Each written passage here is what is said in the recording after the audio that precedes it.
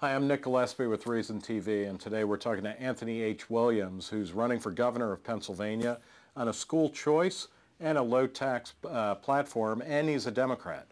Tony, thanks for talking to us. Thanks for having me. What's your interest in school choice? Well, it's basic. This nation, unfortunately, is falling way behind other global competitive economies, primarily because of the lack of quality of public education. Unfortunately, India has eclipsed us dramatically when it produces engineers.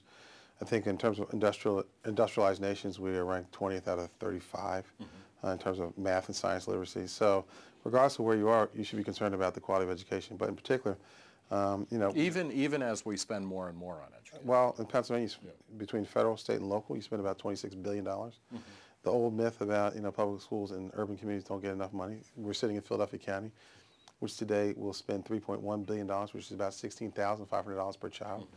Pittsburgh is $19,000 per child. So we spend a lot of money on public education.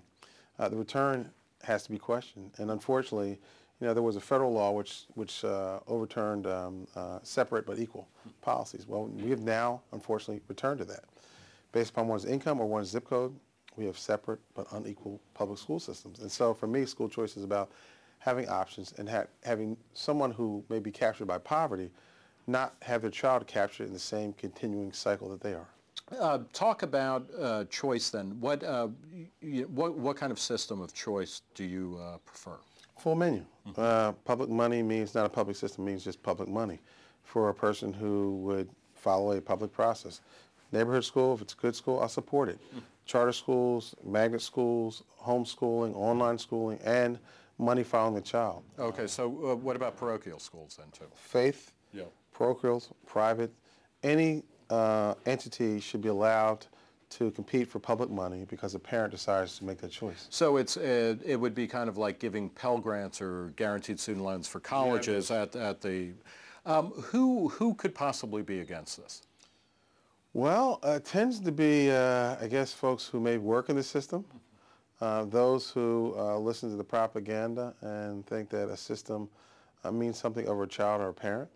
And so vested interests tend to be the ones who defend it, and those who think that just sending more money is going to solve the problem. And unfortunately, a lot of those people live in communities which, have safe, good schools. Right. And they just assume that just send more money is going to fix the problem. It never has. And it will also keep certain types of people out of their schools. Right? I think that on some levels that may be the case.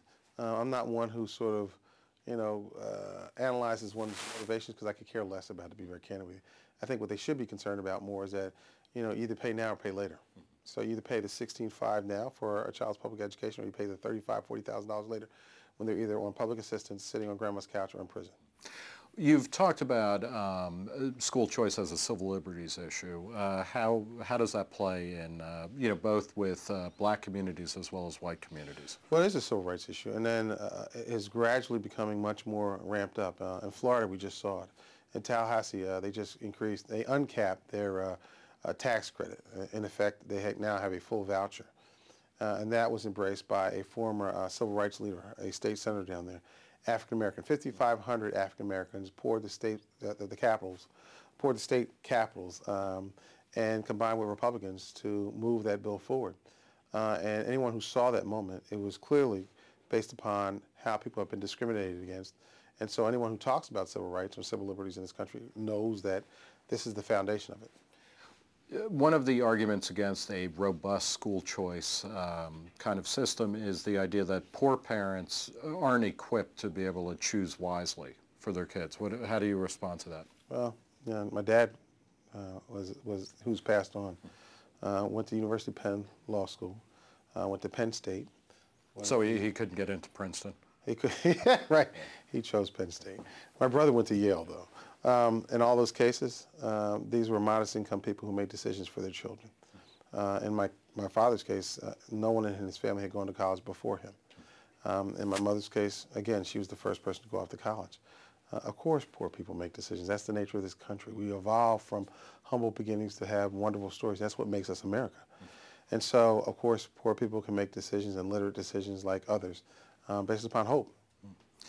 Let's talk a little bit about other issues that are of interest to you. Taxes. I mean, one of the things that is, kind of surprising is you're a Democrat, you're in favor, or you talk a lot about the need for lowering taxes and kind of revving up the economy. What are your ideas there? There's a reality. I mean, there are times when taxes are necessary to pay for roads, but there's also a practical consideration. In this economy, you can't raise anything when your fixed costs are dramatically increasing.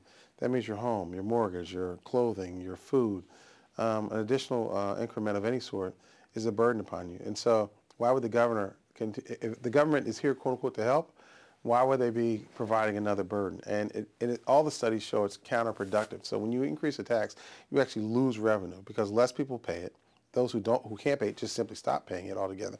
And those that do move away from the process. And so for us, we should manage within our ability to generate revenue, focus upon the private sector, grow an economy so that you have more revenue.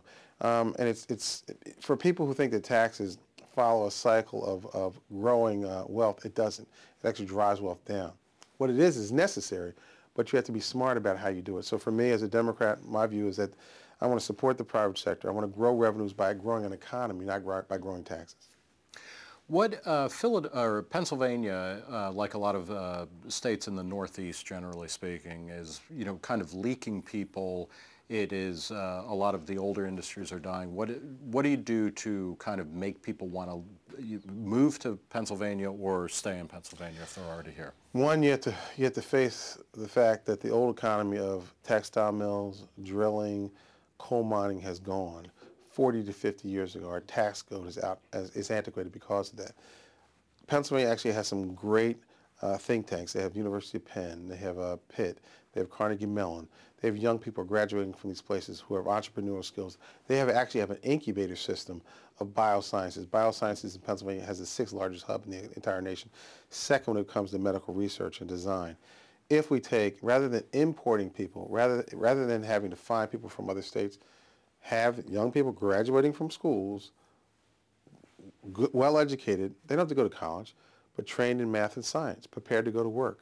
You actually can grow an economy. There's 3 things which will attract business, not from other states, but from the other global communities. The labor gap which exists between us and far countries started this way. But as that economy has heated up, they buy rimmed cars, they buy flat screens, they buy clothing. That labor pool and that difference is beginning to shift.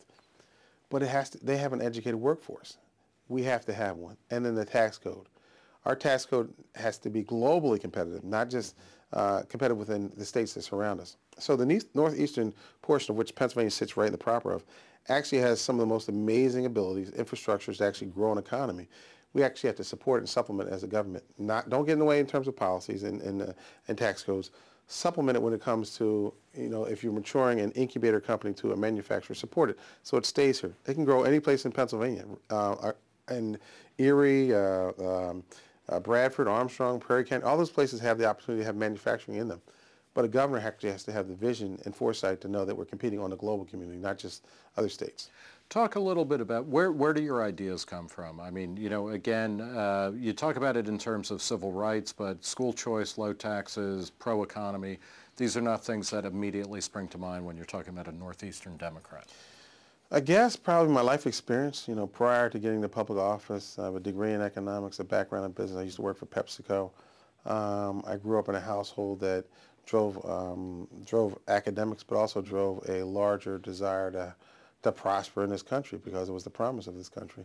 My other siblings have done quite well. I'm the only one who's dedicated themselves to public service. So you're the black sheep of the family by being a politician. Or the non-black sheep, whichever way you choose to, whichever way you want to look at it. The embarrassment. The embarrassment on occasion. I've been that for a long time. But yeah, I'm the guy that does it. But I also bring those things to work with me. So yeah. I still read the Wall Street Journal. I still read the New York Times. I read The Economist. And so, I take these policies that I see are working in other parts of the world and I bring them to work.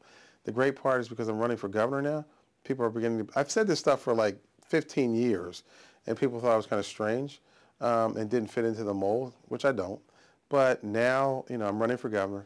It's kind of weird. The converging interests of the general public, sort of the synergy of need, growing an economy, and actually having somebody who thinks in a different way sort of converge around my candidacy. So actually it's a good thing.